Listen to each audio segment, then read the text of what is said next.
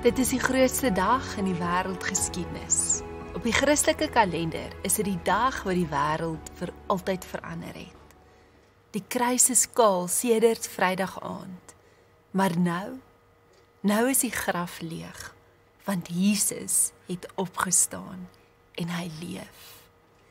Dis die woorde waarmee die vroeë kerk mekaar gegroet het en wat die moderne kerk omhels. Dis die woorde waarvan die inhoud die hoop is waarop ons geloof, ons lewe, ons verlede, ons hede en ons toekoms bou. Dis die woorde wat die vroeë kerk laat afskop het, in beweging gebring het. Maar dit is tog ook hierdie woorde wat 'n probleem geskep het, soos wat ons lees in ons teksgedeelte vandag in Markus 16 vanaf vers 1.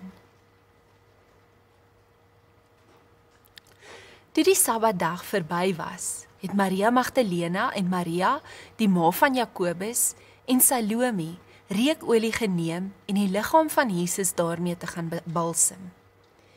Die Sondagmôre, baie vroeg, kom hulle by die graf aan, net toe die son opkom. En hulle vra toe vir mekaar, wie sal vir ons die klip voor die ingang van die graf wegrol?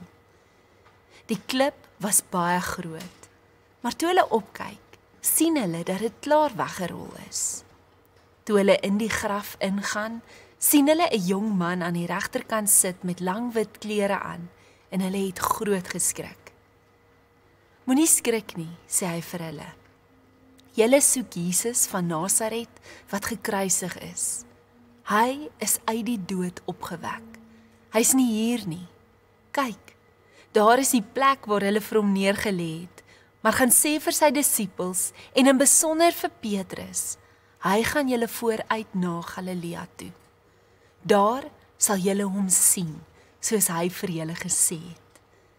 Hulle het uit die graf uitgegaan en weggehardloop, terwyl hulle gebewe het van die skrik. Hulle het vir niemand anders iets daarvan gesê nie, want hulle was bang. Hier sit Markus, die eerste keer 'n punt. Die vroegste weergawe van Markus, wat ons in die vroeë kerk het presies hier geëindig. Die vroegste kerkvaders vertel vir ons dat Markus by vers 9 eindig, en nou dat nie net die kruis van 'n Vrydag aand gestroop is nie, maar die graf leeg is, en die vroue in die graf ingenooi word in die geleentheid van 'n leeftyd, om te sien en te hoor, hy's nie meer hier nie. Juist die opdrag kry, gaan vertel dit, en in besonder vir Petrus, gaan sê dit. Juist nou, bly hulle stil. Ja, hulle hardloop weg. En hulle het gebewe. Hulle het so geskrik, dat hulle vir niemand vertel het nie. En hier waar Markus die eerste keer 'n punt sit, stuur hierdie evangelie in sy eerste uitgawe in die wêreld in, dan moet ons, as ons dit lees, moet ons onsself vra. Hoe eindig iemand 'n evangelie, 'n boodskap van goeie nuus so? Miskien is dit die eintlike geheim.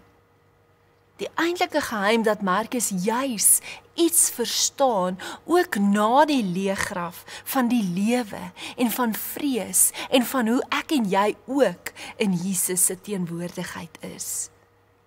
Miskien het Markus meer as ons almal en saam met ons almal verstaan dat hierdie gewone mense is en dat gewone mense net nooit supermense word nie. Hulle bly bang. Hoe verstaan Markus selfs jou en my nie? Hoe wou hy nie eintlik iets deel van die gewoonheid van hierdie mense wat Jesus roep om iets vir hom te doen nie? En die supermense, hulle het nie gekwalifiseer nie. Dis Markus, dis Petrus en dis die vroue wat geroep word. En dit is wat die opstanding met ons doen. Die terug uitstap uit die leeggraf. As jy dieper ingegaan het in daai leeggraf in, wat jou nie net gekonfronteer het met jou eie gewoonheid en jou eie broosheid en jou eie stikkendheid en jou terugstuur na 'n disipelgroep van doodgewone mense nie, maar wat jou ook laat besef, ek is in die Here se teenwoordigheid en my woorde is min. Wanneer laas het jy stilgestaan by die leë graf? Wanneer laas het jy die engel of Jesus se stem gehoor wat vir jou vra om iets te doen wat jou bewend en bang en vreesagtig dalk los? Wat het jy in daai oomblikke gedoen?